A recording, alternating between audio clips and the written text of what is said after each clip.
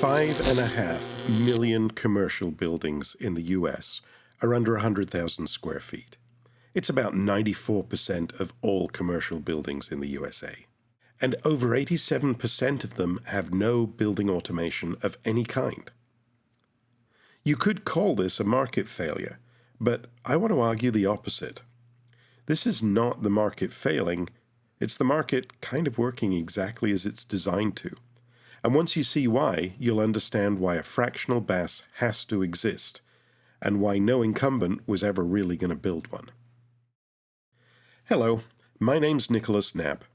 This channel is vendor neutral, which means I am not trying to sell you any specific product today. What I do have an interest in doing is telling you the truth about why the product you would expect to exist doesn't. Let's start by naming the thing. The missing middle. It sits between two markets that have real products already built for them. On the one hand, you have enterprise commercial real estate, hospitals, universities, office towers, big buildings. These buildings have a full building automation system.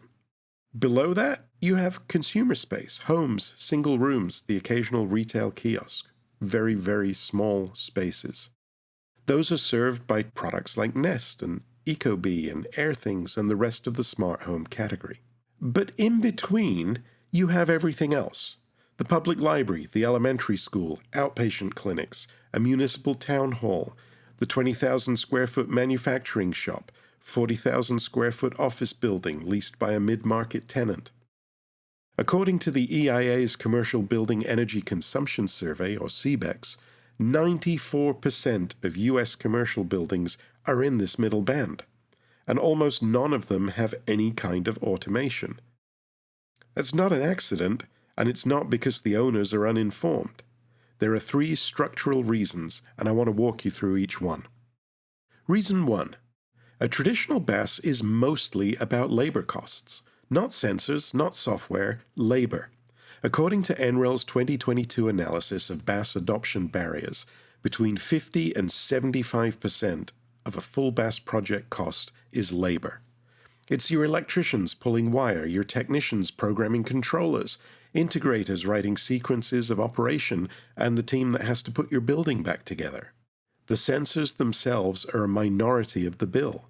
Now think about what that means below a certain building size. The labor on a 10,000 square foot building is not 10% of the labor on a 100,000 square foot building. It's closer to half. It doesn't scale linearly. You still need the same electrician, the same integrator, and the same site visits, and the same commissioning. So the per square foot cost doesn't scale. If anything, it inverts.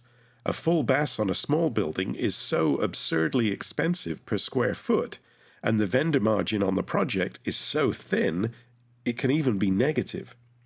So the vendor doesn't bid it, or it bids high enough that nobody takes that bid. Either way, the building ends up with nothing.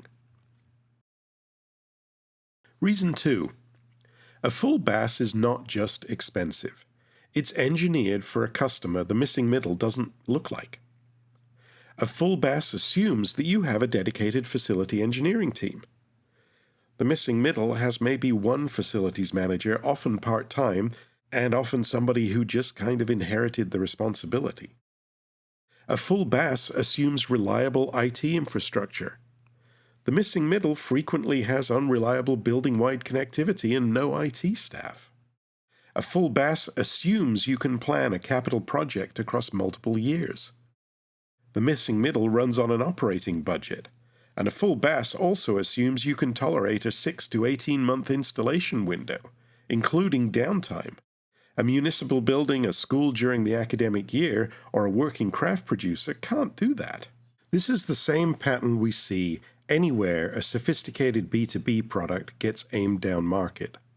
The capability transfers, but the assumptions about the customer do not. So the product either doesn't work in the new context, or it works so poorly it damages trust in the whole category. Reason 3. Briefly, because it's the one people underestimate. In a large share of commercial real estate, the owner pays for capital upgrades, and the tenant pays the utility bill. This is called the split incentive problem, and by itself it's enough to kill most BAS purchases in leased buildings. The owner has no direct payback on energy savings because those bills are paid by the tenant, and the tenant has no authority to install that kind of infrastructure. So the capital project just doesn't happen, even though the building could save more in a year than the project might cost. The missing middle is disproportionately leased, and so it's disproportionately caught in this loop.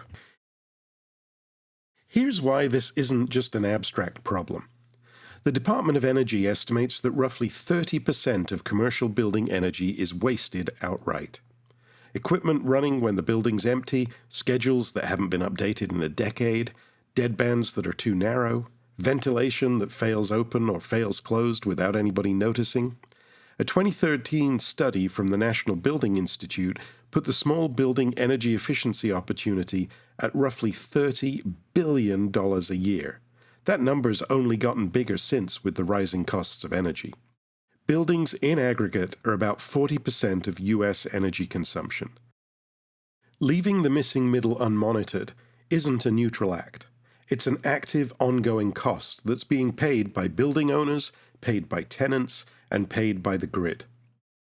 And because none of these buildings have any ground truth data about themselves, nobody can even tell you which fixes would pay back the fastest, because nobody has looked. Which brings us back to where we started. A fractional BAS is not just a smaller version of a full BAS. That wouldn't solve any of the three big structural problems that I just walked through. A fractional BAS is a different product, a different mindset and a different approach, and it's engineered for a different customer. You make the sensors wireless so the labor math doesn't apply.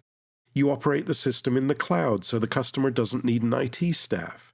You make it so it can be deployed in days so nobody has to be shut down. And you price it against an operating budget rather than an enormous capital budget. A fractional BAS is a different product. It's the product that would have existed already if the incumbent vendors had a reason to build it. But they really don't. So others are starting to. The missing middle isn't missing because nobody cares. It's missing because the product that was supposed to serve it was built for somebody else. Once you see that clearly, the question isn't, when will this segment get served? The question is, what does the right product look like for this segment specifically? That's what we're going to dig into in the next video, the three-tier comparison between spot sensors, fractional BAS, and a full building automation system, and how to tell which one fits your building and your needs. Thanks for watching.